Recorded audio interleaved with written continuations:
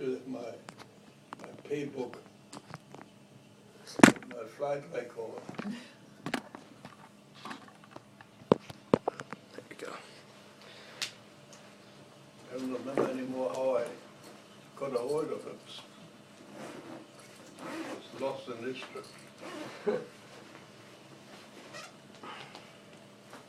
So basically, I read a lot of your book, but the people that are going to be listening to this don't know much about your book. So I thought it would be cool to ask you questions like on things in your book, and then they would have a better understanding of your book and also a better understanding of how life was like during the 1930s and all that time. My So wife did during the 30s. how you lived in the 1930s. How I lived. Yeah. That's, And she. yeah, and I came up with a bunch of questions like from reading your book. I got questions that I was interested about, and I felt like the listeners would be interested too. My first one was, what was school like as a child, and has there been any like improvement from what it was then to now? I don't know what's now happening in Germany. I don't know if it's an improvement what they have in Germany now. But it was definite improvement during my lifetime going on when you realize that I was brought up with goat's milk. We had a little plot beside our house that was set aside for building another apartment building, but we got the right to use it, and my father had 2 goats, and I suspect that all I saw was goat's milk. My mother had to go down anyway. And in my early days, we lived in Ulmenstraße. Ulme is a tree. And there was a building on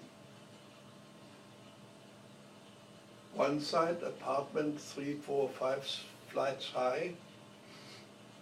Then on the other side, a building that was on another street.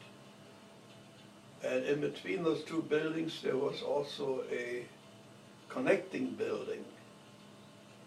But not that they connected to the life in the other buildings, it's just the buildings just had to connect to each other.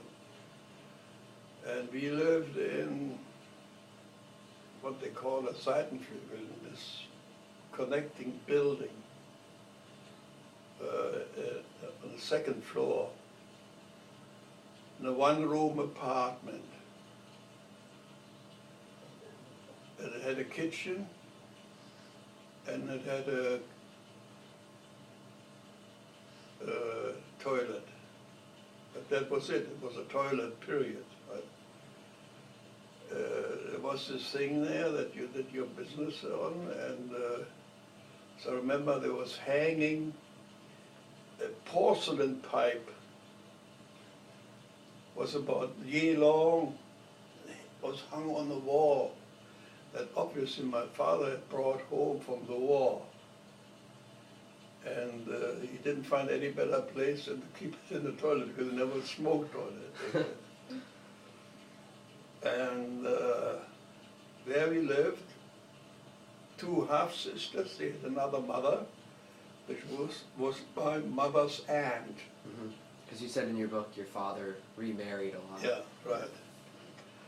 And so we were 5 people in 1 room, essentially. And that room had 1 window, and the sun never penetrated, didn't ever reach it. So you have a picture of what life could have been in there. So you have to extremely take care of each other and not to tread on each other's feet or something like that. And as far as I know, it was fairly difficult. Mm-hmm. My sisters had other aspects of life, and they didn't get anything out of it. And, whenever you had a flu, remember vividly what happened when I had a flu. They got all the blankets, wool blankets together that we had. I was wrapped into them tightly, and a feather bed that thick on top of it. And then I was getting lemon juice to drink, and it was kind of a horse cure for attacking the flu. After 2 hours, you were completely wet, sweat running all over you, and then they unwrapped you, and the steam came up. But the fever was gone. Mm-hmm. That much I remember. And there was one desk in there and one sofa also, and some sleeping arrangement for all of us in the back of the room. So there was not much life going on, I'll tell you that. A lot better here than... Just the essentials. Yeah. Eat,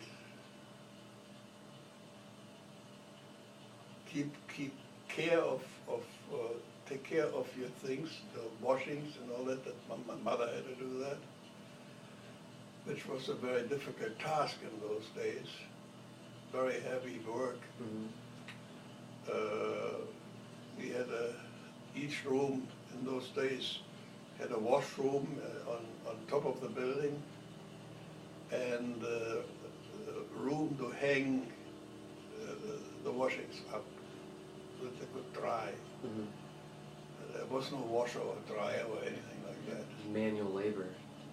Manual labor, Yeah. that was it. Yeah. And there was something to cook with. There was a copper kettle about that diameter, and the stuff was boiled in there first with soap. Get it ready for the wash. Which was done in another, forget about it. It was cumbersome, very difficult. And for any kind of life and entertainment, nothing. There was no radio, television wasn't invented yet. Yeah. And only entertainment I had, go on the street and play around with my buddies. That was it. What type of games would you guys play? Hmm? What type of games would you guys play? Games? Yeah, what would you do with your friends? Oh my God. We had something like Kreisel. It's a little wooden piece, a cone, and we got it to turn around and try to keep it going, That was one thing, but I really didn't have much to play with. Yeah. Like a little bike for the guys. Mm-hmm. No, nobody had that. Jeez. Country was too poor for this. And from nowadays, we would look at it as a time that you really don't want to go through. But there was nothing to do. And they basically just fooled around on the street, tried to invent things. I can't remember what on earth we did. But luckily, nobody had an automobile at the time, so you could play around on the street. Yeah. No auto came. So we didn't have any supervision of any sort. People knew that there was no traffic, and we could do whatever we wished. And we must have had some games. I have to think really for quite some time to come up with a list of those, if I ever remember. It's fun though. It couldn't have been much. Well, later on, when I was growing up a little bit, we did foolish things, of course, right? I remember somebody came up with a cane made out of bamboo, about that thick. So we cut it in short pieces, length of a cigar, and then lit the damn thing, tried to smoke it. And it was absolutely awful. Right? That was one thing I remember. And one buddy once hurt me quite badly without probably understanding what he was doing anyway. Well, on a curb, which was about that high, made out of granite stones, about year long, there was drainage also in the streets for rainwater to flow off. And every once in a while there was an inlet to the drainage system. Must have an inlet to flow down into the big pipes. Right? And there was a iron cover which you could move up and down. For some reason, I don't know why, but that's the way they were constructed. You could move this, it was about the cover about that high, and you could move it to the vertical, and you could move it to the horizontal. And it was quite heavy. And the guy told me one day, well, hey, Herman, they called me other names, put your finger in here. And I was so dumb that well, we didn't know what he wanted. I put it in there. He let loose, and this piece of iron came on top of my finger. It always knocked it off entirely. And it was just hanging here, the tip of the finger. But they could save it. Little foolish things we did. But any organized games or plays, nothing. Absolutely nothing. School, of course, later on when I got sick, school was about 300 yards different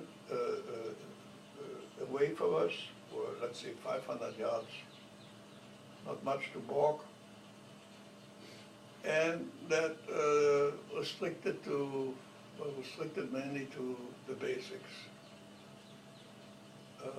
Reading, writing, arithmetic. That's it, but thoroughly. And a very thorough education in that respect.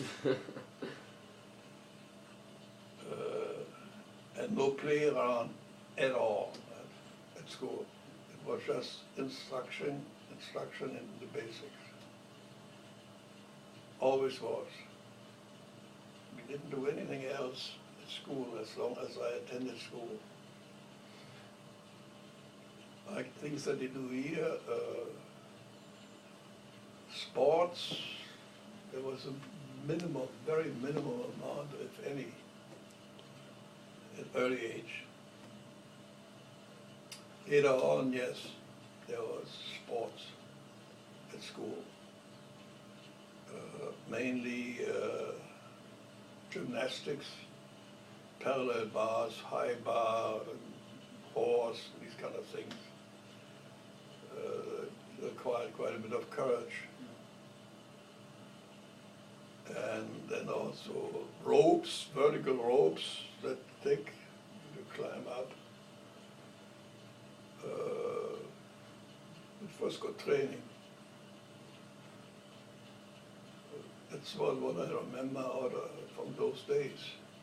So it was always the minimum basics that got meted out to me.